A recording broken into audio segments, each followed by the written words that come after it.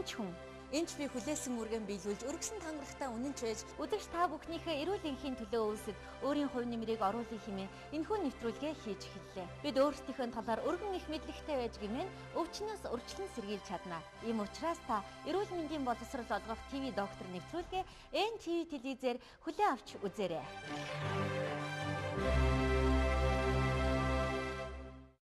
Сайн байцгаана өрхөн мөндөд үзэгчдээ та бүхэндээ амралтын өдрийн мэндийг хүргэе. Та бүхэн сайхан шинэ оноо өгтчгаад хүн болгон шинэ эрч хүчтэй итгэл сэтгэл дүүрэн ажиллаж амьдарч яваа хаа гэж бодож байна.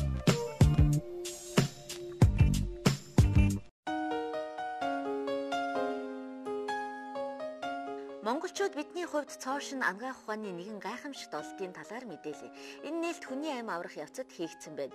Юу гэвэл зөвхөн эмнэлгийн нөхцөлд амин заалтаар донорын цусыг өвчтөнд юулдаг билээ. Иймээс цусны доноруудыг хүний амь авардаг ачтнууд, цусаа хандивлагч бааtruуд гэж дэлхийд дахинаар үнэлдэг юм а. 1949 онд Америкийн дархлаа судлаач Sherwood Lawrence цус юулэхэд донорын дархлаа өвчтөнд дамжин ирж байгааг тогтоожээ. Яг үнэндээ сүрээ өвчтэй хүний цусыг юусны дараа өвчтөнд сүрээ өвчин үүссэнгүй, харин сүрээгийн эсрэг дархлаа тогтсон байна. Энэ үүргийг Т лимфоцит эсээс нийлэгшин ялгардаг жижиг пептидүүд гүйцэтгэдэг ажээ. Эдгээр пептидийг дархлын мэдээлэл зөөгч буюу трансфер факторууд гэж нэрлэх боллоо. 44 амин хүчлээс тогтдог ердөө 5000 орчим молекул жинтэй бүлэг молекулууд энэхүү ангаах ухааны гайхамшиг болон дэлхийн чихийг дэлгээлгсэн байна. Цусны эсүүдээс ялгардаг биологийн маш хүчтэй идэх бүхий бодисуудыг цитокин гэдэг бөгөөд интерферон, интерлейкин, хавдар өгчүүлэгч фактор, колон сэдэгч фактор, тромбоцит идэвхжүүлэгч фактор зэрэг олон цитокины хосгүй үйлчлэл хүч чадлыг ангаах ухаан хүн төрөлхтөн мэддэг юм а.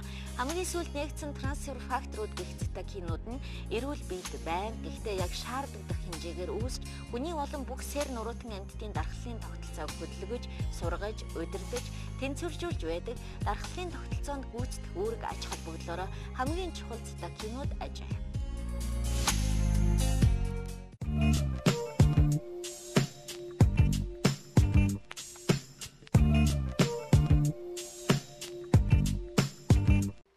Үзэгчтэй ТV доктор нэвтрүүлгээ та бүхэн хүлээн авч үзэж байна. Хэрвээ та өөртөө хайртай бол яг одоо телевизэрийнхээ өмнө суугаад босолгүй манай нэвтрүүлгийг үзээрэй гэж хэлэх байна.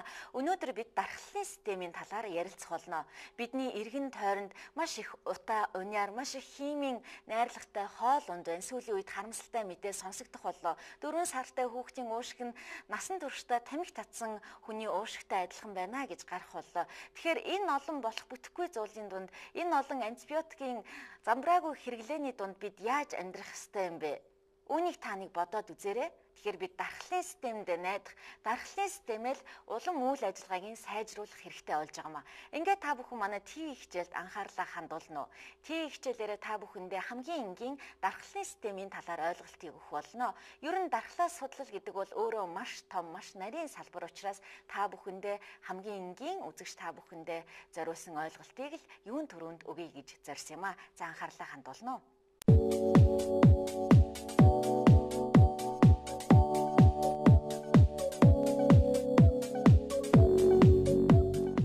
Дархлаа тогтолцооны язгуур үүрэг нь бие махбодын оршин тогтнохын үндэс болсон дотоод орчны тэнцвэрт байдлыг хадгалахад чиглэгдэнэ. Дархлаа тогтолцооны морфолог үндэс нь дархлааны эд, эс, эрхтнүүд юм. Дархлааны эрхтэнд хэмт яс, сэрээ булчирхай, дэлгүүд, тунгалгийн зангилаанууд ба хоол боловсруулах замын болон бусад эрхний тунгалгийн эдийн бөөгнөрөл орно. Дархлааны эсүүдэд Т ба Б лимфоцит, моноцит, макрофаг, нейтрофил, базофил, эзнофил, шигүү мөхлөгт эс, сертэнт хучуур эс болон фибробласт багтана. Иммуноглобулин, цитокин, эсийн гадаргуугийн антиген, рецептор зэрэг нь дархлаа тогтолцоонд чухал үүрэг бүхий биомолекулууд билээ. Бүх төрлийн вирус, зарим бактери, эгэл биетэн шимэгчид эзэн эсийн дотор үрждэг учраас дархлааны эсүүд халдварлагдсан эсийг ялган таньж устгах ёстой. Аливаа дархлааны хариу уруул нь нэгдүгээрт эмгэг төрөгч болон бусад харийн биетийг таних, хоёрдугаар тэдгээрийг устгах, биеэс зайлуулах гэсэн үндсэн үлээс бүтнэ. Дархлааны хариу уруулыг ерөнхийд нь төрөлхийн буюу байгалийн олдмол буюу өвөрмөц гэж хуваадаг. Өвөрмөц дархлааны үндсэн хоёр шинж нь дархлааны ой санамж, өвөрмөц чанар юм а. Дархлааны хариу уруул нь олон төрлийн эсүүдийн харилцан үйлчлэлийн дүнд тэдгээрээс ялгарах уусамтгай молекул буюу цитокинаар дамжин явагддаг. Залгиур спа төрөлхийн дархлааны урвал. Лейкоцитийн нэг чухал бүлэг бол залгиур эс юм. Үүнд моноцит, макрофаг, полиморф бунд нейтрофил багтана. Эдгээр эсүүд нянтай холбогдсон залгиж устдаг. Залгиур эсүүд нянгийн янз бүрийн хэсгүүдтэй өвөрмөц бусаар холбогдох чадвартай юм. Өөрөөр хэлбэл ням бүрийг таньж холбогдох механизм ижилхэн залгиур эсүүд нь халдварын эсрэг хамгаалтын эхний шугамд үйлчилдэг юм аа. Одоо та бүхэндээ дархлын эсүүд хаана үүсэж бий болоод хаашаа явж ямар үүрэг гүйцэтгэдэг талаарх товчхон мэдээллийг өгье. Дархлын систем лимфоцит ба залгиур эсүүдээс тогтно. Эдгээр нь цусны цагаан эсүүд бөгөөд гадны довтлогч биетүүдтэй тулалдаж устгадаг. Эдгээр эсүүд нь ясны чөмгөнд үүсдэг бөгөөд 2 группт хуваагддаг юм. Ясны чөмгөнд үүсэж бий болоод нэг хэсэг нь тимус буюу сэрэ булчирхай руу шилжин очдог. Тимус булчирхайнд үүсэж хөгжсөн эсүүдийг Т-лимфоцит гэж нэрлэдэг. Тимусаас боловсрсон Т-эс нь янз бүрийн шингэнүүдэд очиод Т-туслагч, Т-дарангуйлагч, Т-устгагч эс болон хувирдаг. Боловсрсон Т-эс нь гадны биеттэй тулдахад болон дархлын эсийн ялгаран хөгжлийг хангахад зориулагддаг. Доохын үед Т хэлбэр эсүүдийг устгахчдаг юм. Лимфоцитийн нөгөө хэсэг нь Б эсүүд буюу Б лимфоцит болон хөгждөг. Б лимфоцит нь ясны чөмгөнд өсөж хөгжөөд гадны биетийг олж илрүүлэхээр явдаг. Ясны чөмгнөөс гарсан Б эс нь биеийн бүх шингэнүүд, лимфийн бөөгнөрөл, дэлгэв болон цуснд очдог. Б лимфоцит нь хүний дархлал, шингэний зохицуулгыг хангадаг бөгөөд гадны биетүүдийг сөнөөх, тэдгээрийн эсрэг бие ялгаруулах үүрэгтэй юм аа. Та бүхэндээ ТV хичээлээрээ трансфер факторуудын гүйцэтгэх үүргийг танилцуулъя. Бидний биеийг дархлын системийн тогтолцоо үйл ажиллагаатай холбон авч үзвэл дайсны бүсэлтийн дор амьдран байгаа цайзтай адил зураглал харагдана. Дайсны довтолгоо үүнд дайснууд нь төрөл бүрийн өвчин үүсгэж микробууд, хорууд болох нь ойлгомжтой. Эндогенний өвчин үүсгэгчид аутоантителүүд, хавдрын эсүүд зэрэг дотоодын аюул занал үргэлж тулгарч байдаг. Цайз аюулын ирмэг дээр байгаа бөгөөд бидний хамгаалтын систем бодит байдал дээр минут тутам дотоод гадаадын дайсантай тулгаралт хийж илрүүлэн баривчилж устгаж байдаг. Цайзын хэрэмнэ гэвэл бидний арьс, сас, бүрхүүл бөгөөд бүрэн бүтэн байхдаа ямар ч дайсныг нэвтрүүлэхгүй барьж чаддаг. Арьсны кератинин нянгуутай зууралд нь тэмцэж өөрөө мөх хэдий ч үргэлж гуйжин шинжлэгддэг арьсны гадаад давхартай нянгийн хамт ховхон ундаг. Харин өчүүхэн төдий гэмтэж шарах сорив гарвал нянгууд тэр хэсгээр дайран орох нөхцөл бүрддэг. Хэлийн шугамн дээр ажиллаж байгаа мананд гардаг торгон цэргүүдийг макрофаг гэдэг. Макрофагууд дайсан этгээдтэй тулгарамгц шууд баривчлан залгиж устгах чадвартай. Тэдгээрийн өөр нэг маш чухал үүрэг нь дайсны талаарх мэдээллийг хамгаалтын дээд удирдлагад яаралтай мэдээлэх явдал юм аа. Дархлалын буюу хамгаалтын системийн удирдлагыг туслагч Т эсүүд гартаа авч бүх шийдвэрийг гарган жанжин штаб бүрдүүлэн шаардлагатай зохицуулт хийдэг. Т эсүүдийн үндсэн зэвсэглэл мэдээллийн хэрэгсэл үйл ажиллагааг индуктор трансфер факторууд гүйцэтгэдэг. Дайсны талаарх мэдээллийг шуурхай судалж түүний эсрэг хэр хүчтэй байлдааны ажиллагаа явуулах, урд нь биед орж ирэн мэдээлэл алдсан нянгуудыг шууд устгах, дархан мэх эзэмшсэн төрөлцсөн нарийн мэргэжлийн цэргүүдийг ой тогтоомжийн Т ба Б эсүүд гэх бөгөөд тэд шуурхай ажиллаж эхэлнэ. Т09-ийн зэвсэглэл нь антигенд өвөрмөц трансфер факторууд, Б09-ийн зэвсэглэл нь тухайн антигенд өвөрмөц эсрэг биеүүд юм аа.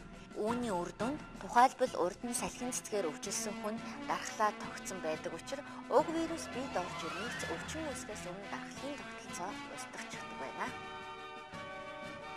Хэлийн цэргийн тулгарх байдал.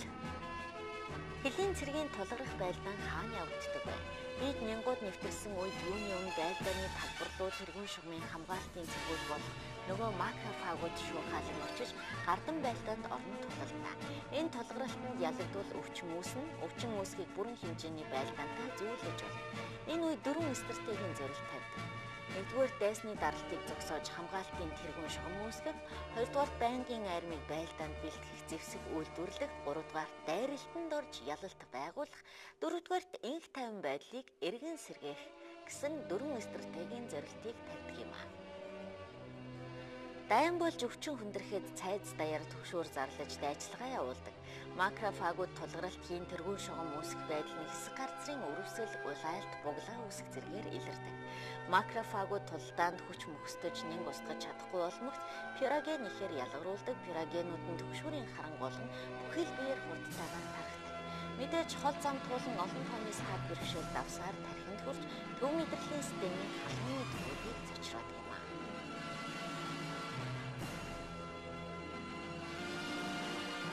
Төв мэдрэлийн системийн халууны төвүүд мэдээлэл дамжуулан бүхэл биеийн халууныг нэмэгдүүлэн халуурч ядарсны улмаас өвчтөн хэвтэрт ордог нь засгийн газраас шийдвэр гарган улс орон даяар байлдааны дайчилгаа явуулахтай адил юм.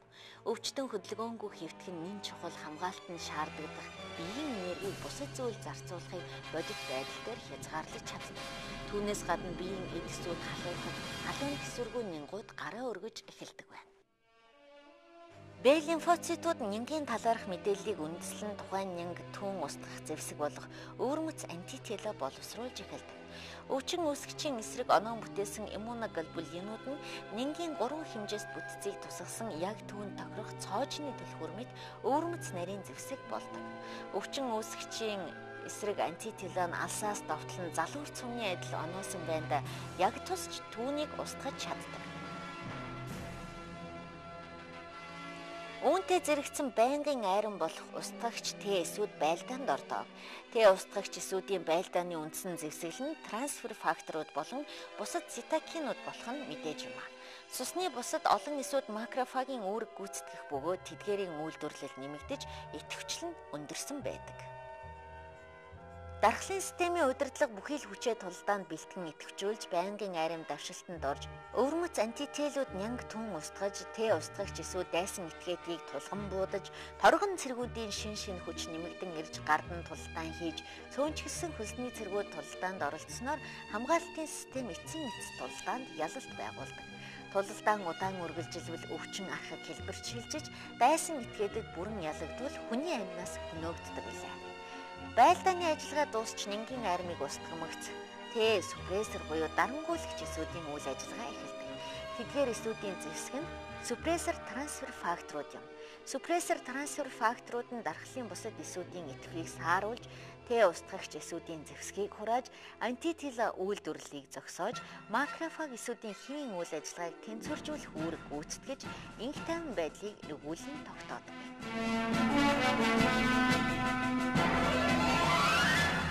Дархлын хариу урвал дуусч ялалт ирсний дараа нэг хэсэг ой тогтоомжийн эсүүд үүсч сая дайн дэгдээсэн нянгаас цаашид урьдчилан сэргийлэх мөнхийн харуулын үүрэг хүлээн болтдог.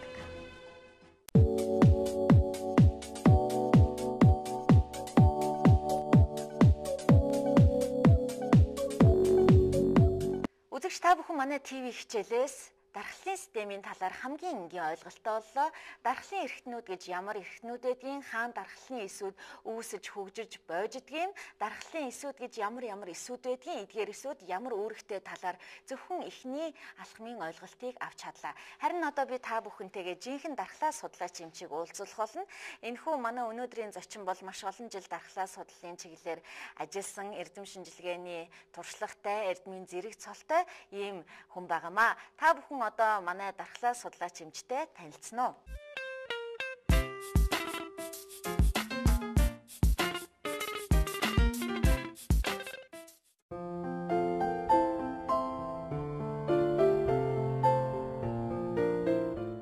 Өнөөдрийн манай зочин бол ангаах ухааны доктор Хадхүү.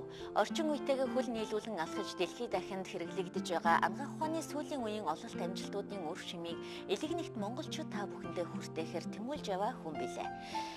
Ангаах ухааны доктор Хадхүү 1981 онд Оросын холбооны улсын Эрхүү хотын ангаах ухааны дээд сургуулийг хүний их эмчийн мэргэжлээр төгссөн.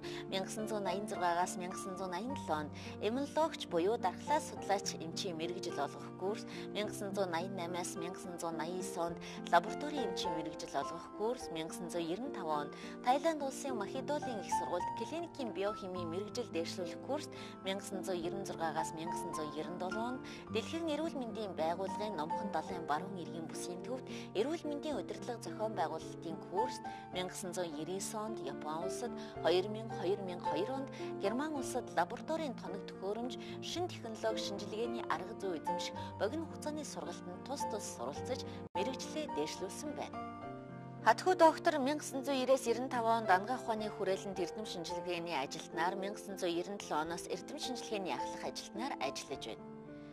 Тэрээр 1990-93 онд анагаах ухааны их сургуулийн аспирантурын сургалтыг дүүргэн Монгол хүний ээлжийн зарим уургийн лавлах хэмжээ нэг сэдвт бүтээл төрвж анагаах ухааны докторийн зэрэг хамгаалжээ. Зарим хүмүүс мэдснээ өөртөө л хэрэгэлдэг байхад харин хатхүү эмч бустай хуваалцах гэж зүтгэдэг эрхэм зоригтой хүн юм аа.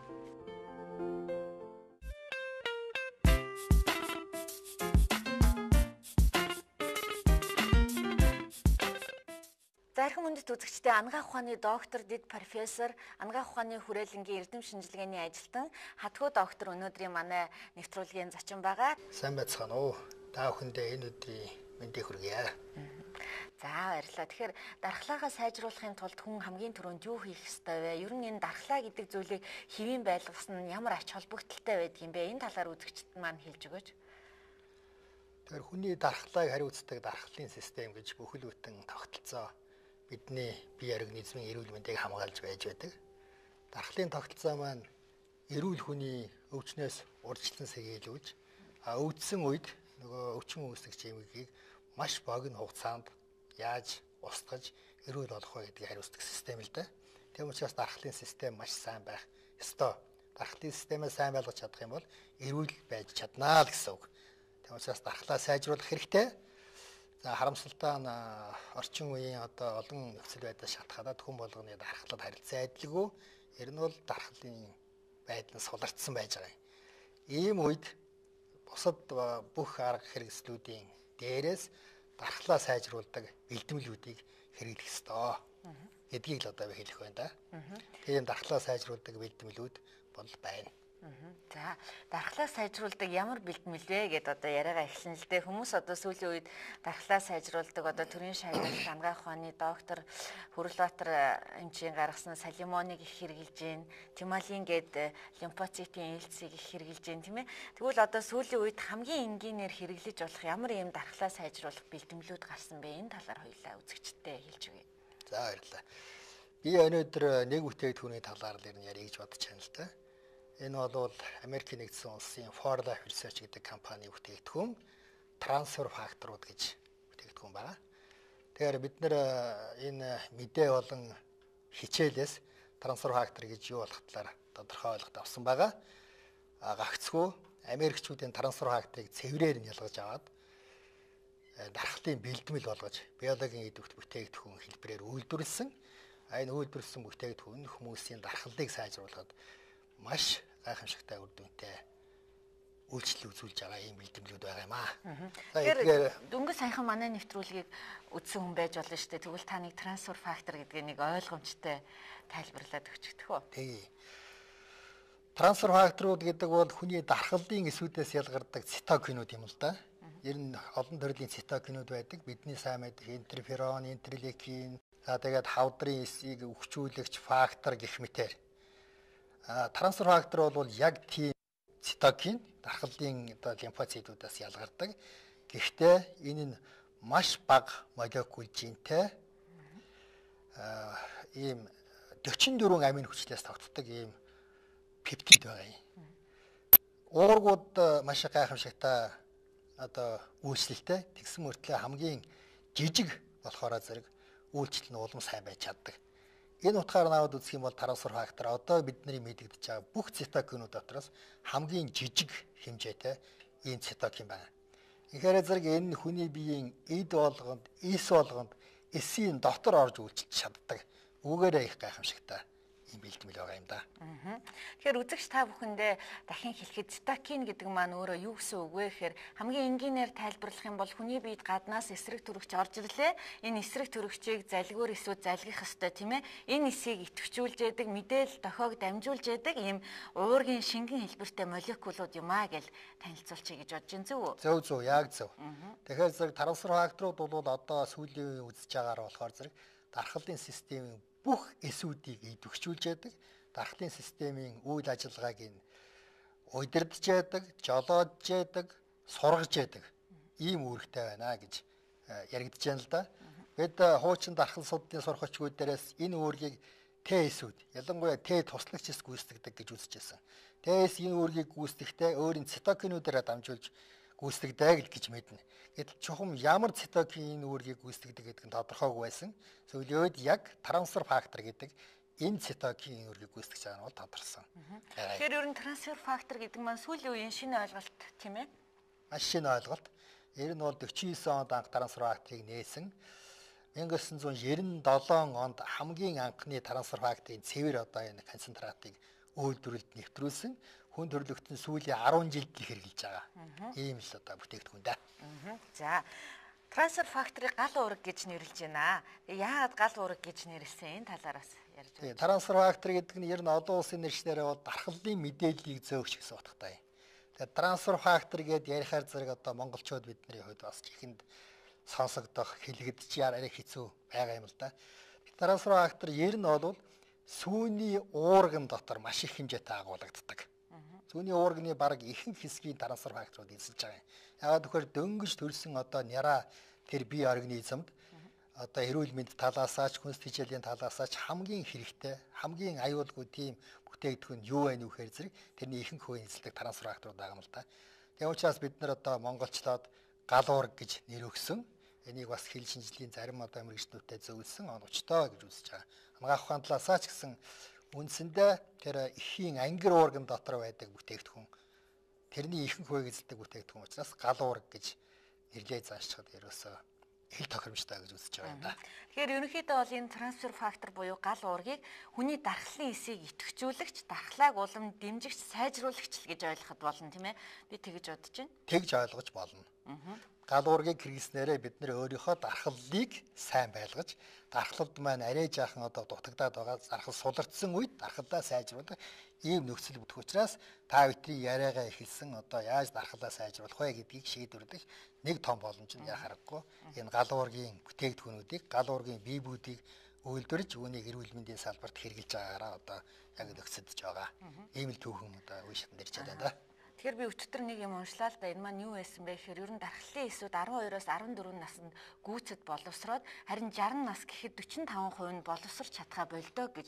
Тэгэхээр ер нь хүн 60 хүрээд хөгшрөлтийн процесс физиологиороо ороод ирэхээрээ аяндаа энэ дархлал сэдэвч хүчин зүйлүүдийг гаднаас нэмэлтээр авах зайлшгүй шаардлагатай юм байна гэж бодлоо. Тэгэхээр энэ бол настай хүмүүст тэр дундаа маш их хэрэглэхтэй зүйл байх болов уу гэж бодож байна. Тэгээд энэ талаар та бас жоохон ярьж өгөөч.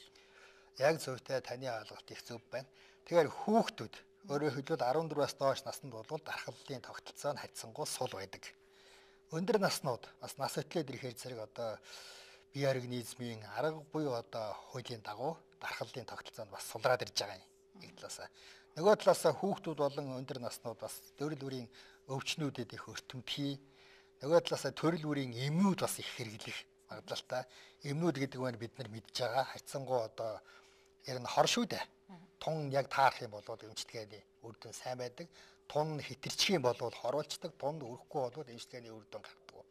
Харин энэ биебүүд буюу одоо энэ биологийн бүтээгдэхүүнүүд бол эмнээс ялгагдах онцлогтой байдаг. Тэгээд яг энэ хүүхэд одоо бага наснд өндөр наснуудад дархлын байдал сулардсан үед дархлаа дэмжих, дархлыг сайжруулдаг бүтээгдэхүүнүүдийг их хэмжээгээр илүү хэмжээгээр хэрэглэх юм шаардлага яг гарч ирдэг. За тэгвэл одоо Монголд хэрэглэгдэж байгаа энэ гал уургийн бие бүүдийн төрлийн талаар та үзэгчдэд танилцуулахгүй ямар төрлийн бие бүүд вэ? Эдгээрийг яаж хэрэглэж ийн үйлчлэгээний эффект нь юу юм? За энэ бол манай 5 төрлийн бие хэрэглэгдэж байгаа л да. Үүний хамгийн ихнийх нь гал уург классик гэж. Классик гэдэг нь олон улсын нэр шиг шүү. Тийм учраас бид нар классик гэж үзнэ. Классик гэж ярьж болно. Энэ үнэний сүүний уургнаас нано технологийн аргаар ультрафильтрац хийж шүүж авсан, ялгаж авсан тийм бэлтгэлүүд байгаа. Хоёрдугаар дахь нь Edwins гэж байгаа. Энэ нь үнэний сүүний уургнаас гаргаж авсан бүтээгдэхүүн дээр өндөгний шараас бас цэврээр ялгаж авсан гал уургуудыг нэмсэн. Энэ өндөгний шараас ялгаж авсан технологи нь 2000 онд анх хийгдсэн юм шүү. Ийм бүтээгдэхүүн байгаа. За 3-дугаарх нь гал уург класс плюс гэж. Плюс гэдэг нь зарим төрлийн одоо нэмэлттэй ийм хүчжүүлсэн бүтээгдэхүүн байгаа. 4-дугаарт нь кардио гэж байгаа. Кардио гэдэг нь одоо зүрх судасны өвчнүүдийн эсрэг зүрх судасны үйл ажиллагааг дэмжихэд чиглэгдсэн олон төрлийн биологийн идэвхт хүний биед аюулгүй нэмэлт бодисуудыг нэмж хийсэн ийм бүтээгдэхүүн байгаа юм. За 5 дугаарт нь глюкоз гэж байгаа. За глюкоз бол бас нүүрс усны солилцоог сайжруулдаг. Ялангуяа цусан дахь сахарын хэмжээг бол тэнцвэржүүлдэг. Ер нь бол чихрийн өвчин гэж одоо сүүлийн үед маш их дэлгэрээд байгаа энэ аюултай эмгэгийг урьдчилан сэргийлэх, эмчилгэхэд чиглүүлж гаргаж авсан юм бүтээгдэхүүн байна. Бидний гар дээр одоо ийм 5 төрлийн одоо гал уургийн бие бүүд хэрэглэхэд бэлэн байж байна. Энэ бүтээгдэхүүнүүдийг үндсэндээ монголчууд бид нар бол сүүлийн 1 жил хэрэглэж байгаа. 2007 оны 11 сараас хойш л одоо хамгийн анхны гал уургуудыг бол монголчууд хэрэглэж эхэлсэн юм шүү дээ. Эмчилгээний үр дүн хэр зэрэг байна? Эмчилгээний үр дүн бодвол үнэнхөө гайхамшигтай байна. Тэгэхээр ер нь гал уургуудын үндсэн үйлчлэл нь бол эмчилгээнээсээ илүү урьдчилан сэргийлэх чиглэлээр одоо их хэрэглэх хэрэгтэй байна. Ийм учраас Европод одоо Америкт, Японд гэх мэт анагаах ухаан, шинжлэх ухаан өндөр хөгжсөн улс орнуудын ард түмэн хүмүүс бол ерөөсөө урьдчилан сэргийлэх зорилгоор ихний хэлбэр хэрэгж байгаа. Өдөрт 1 капсулыг ч юм уу, өнжөөд 1 капсулыг ч юм уугаад ингээд дарахтаа сайн болгож чадж байгаа. За нэгэнд өвдсөн тохиолдолд бол мөн эмчилгээний журмаар хэрэгжилж байгаа. Эмчилгээний журмаар хэрэглэхэд энэний одоо нэг гайхамшигтай давуу тал нь бүх төрлийн эмгэгүүдэд үйлчлэлтэй сайнаар үйлчилж байгаа юм байна да. Дархлалын үйл ажиллагаа хямарсны үндсэн дээрээс.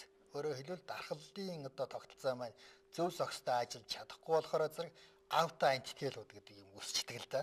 Тэр авто антителууд уг нь бол үүсэх ёсгүй. Авто антител гэдэг нь дархлын системийг тойрлуулж байгаа. Өөрийн ч юм шиг, хүний ч юм шиг, өөрийн болон хүний юм хасардсан юм антителууд л да. Мэдээлэл буруу. Тийм болохоор зэрэг мэдээлэл буруу болоод дархлын систем тэрийг одоо эсрэгүүцэх талаараа идэвх нь суларчдаг. Тийм учраас дархлыг сайжруулна гэдэг маань нөгөө дархлыг сайжруулдаг, дархлыг тэнцвэржүүлдэг, дархлын эсүүдийг сургаж боловсруулдаг энэ төрлийн бие бүүдийг нэмээд өгчхөр зэрэг мэдээж аутоиммуны эмгэгүүдийнхаа эсрэг үйлчлэг нь бол сайжирч таарна. Гэдэг үндсээрээ бол аутоиммуны өвчнүүдэд маш сайн үйлчилж байгаа. Сүүлийн үед хүүхнүүд надаас их асуугаад байгаа л да. Би ер нь явандаа нэг энэ мөөгөнцрийн талаар нэвтрүүлэг бэлтгэх гэж байгаа.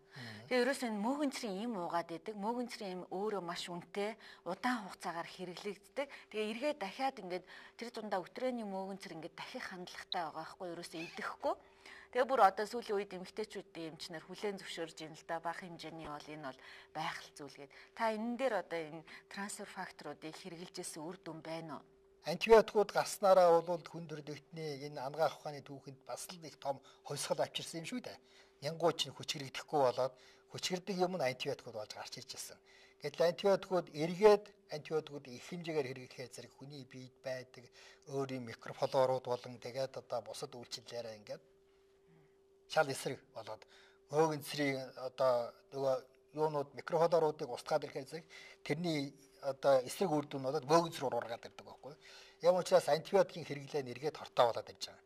Яг энэ тохиолдолд гал уургийн бие бүүдийг хэрэглэснээрээ антибиотикийн эсрэг антибиотикуудын хортой үйлчлэлийг сулруулж антибиотикуудын улмаар одоо антибиотикуудын хэрэглээг нь багасгах хэрэглэхгүй болох ийм л одоо үр дүнтэй үйлчлэлтэй болж ирнэ л дээ. Тийм учраас мөөгөнцрөд гал уургууд маш сайн үйлчилж байгаа. Гал уургийн бие бүүд. За баярлалаа. Тэгэхээр би нэг 2 хүнтэй уулзсан юм байгаа. Энэ гал уургийг хэрэгэлсэн гин л дээ. Тэгээд хоёлаа энэ үзэгчийнхээ ярианд анхаарлаа хандуулаад эргээд уулзъя гэж бодож байна. За намайг өнөр жаргалдаг. Лаборатори эмч мэрэгжилтэй. Одоо 24 настай. За өнөрөө трансфер факторыг хэрэгэлсэн байна тийм ээ. Ямар өвчнөд, ямар зовиртой, тэгээд хэрэглээд ямар үр дүн төрсөн талаараа манай үзэгчдэд ярьж өгөхгүй юу?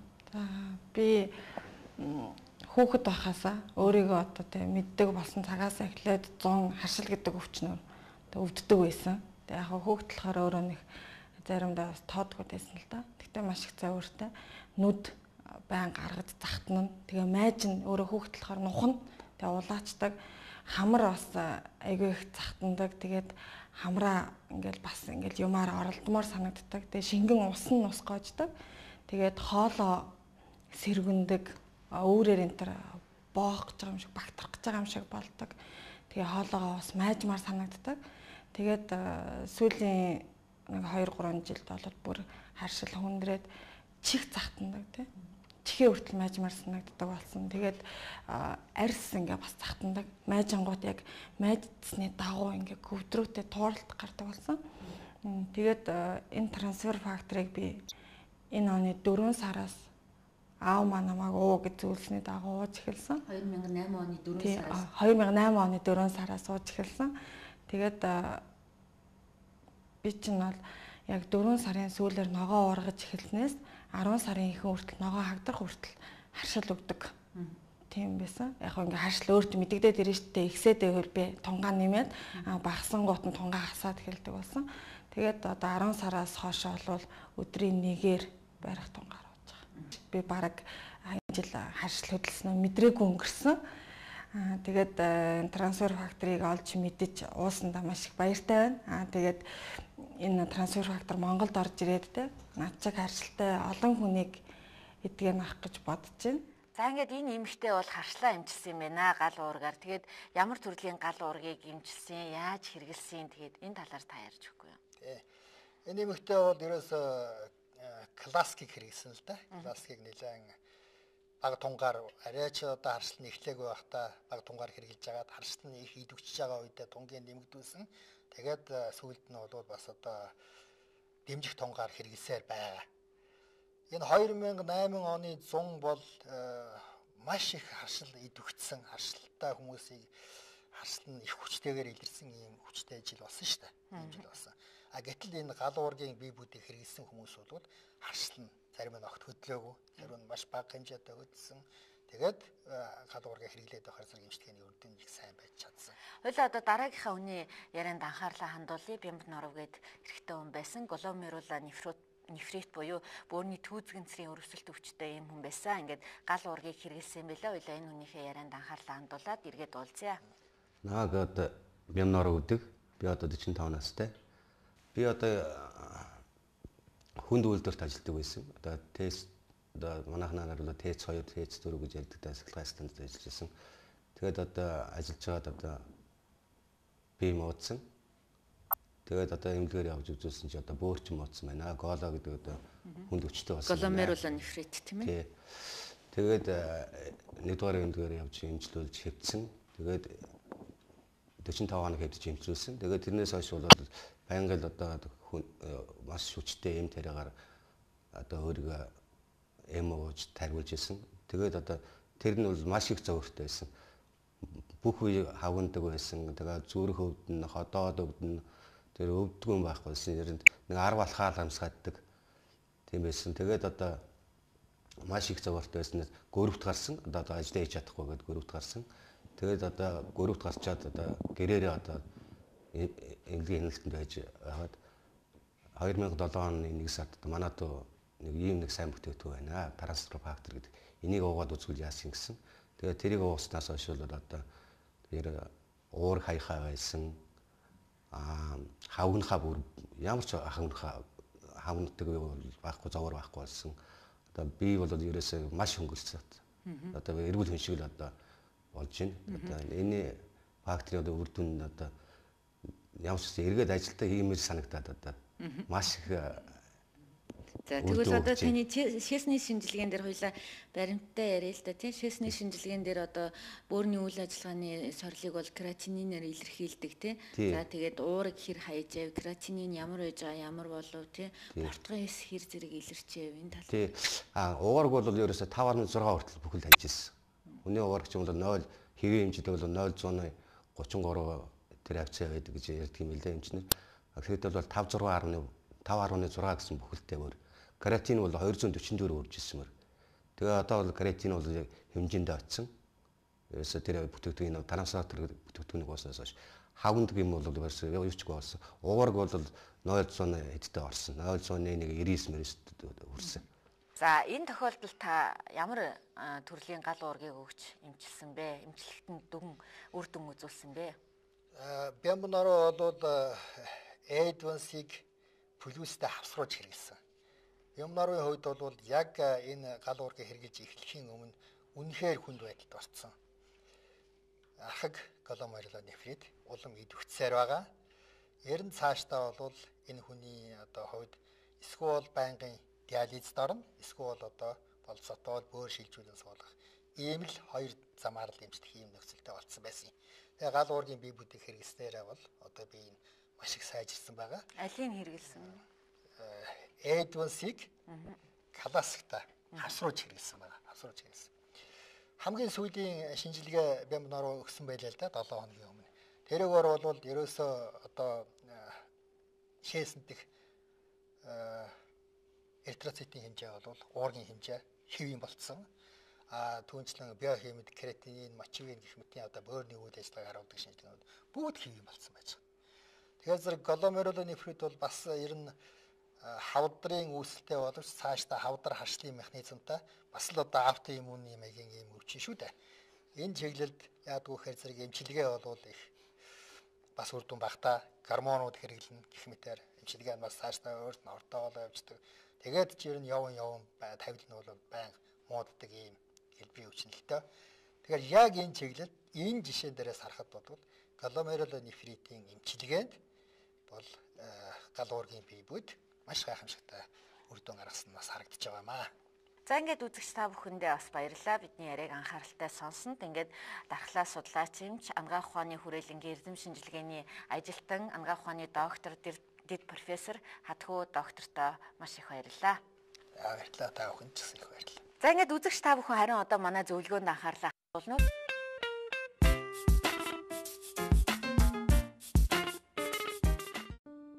Та бүхэндээ трансфер фактортай холбогдуулан дараах зөвлөгөө өгье. Гэрийн нэмийн сандаа түгээмэл хэрэглээний трансфер факторуудын аль нэгийг үргэлж байлган ямар ч үед яаралтай тусламжийн зорилгоор хэрэглэж болно. Эрүүл мэндийг дэмжих, дархлын статусаа сайжруулах зорилгоор эрүүл хүн хэрэглэж болно. Ажлын нөхцөл өөрчлөгдөх, аялал жуулчлал томилтоор явах, сэтгэл санааны таагүй байдалд орох, өвчин эмгийн дэгдэлтийн үед өдөр бүр 2-3 капсулыг тогтмол уухыг зөвлөдөг.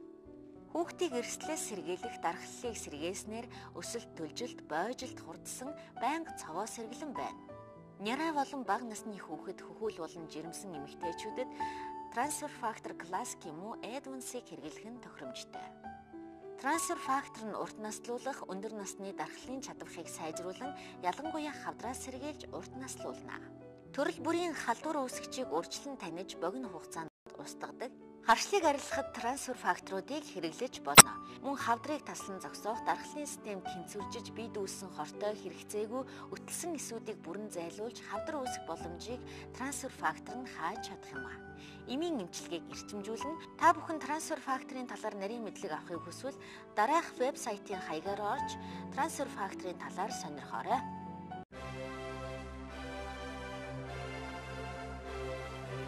Би эмч хүн. Энэч би хүлээсэн үргэн биелүүлж өргөсөн тангарахтаа үнэнч байж өдөрч та бүхнийхээ эрүүл энхийн төлөө үйлсэд өөрийн хувь нэмрийг оруулах хэмээн энэхүү нэвтрүүлгээ хийж эхэллээ. Бид өөрсдийнхөө талаар өргөн их мэдлэгтэй байж гэмээр өвчнөөс урьдчилан сэргийлж чадна. Ийм учраас та эрүүл мэндийн боловсрол олгох ТV доктор нэвтрүүлгээ NTV телевизээр хүлээн авч үзээрэй.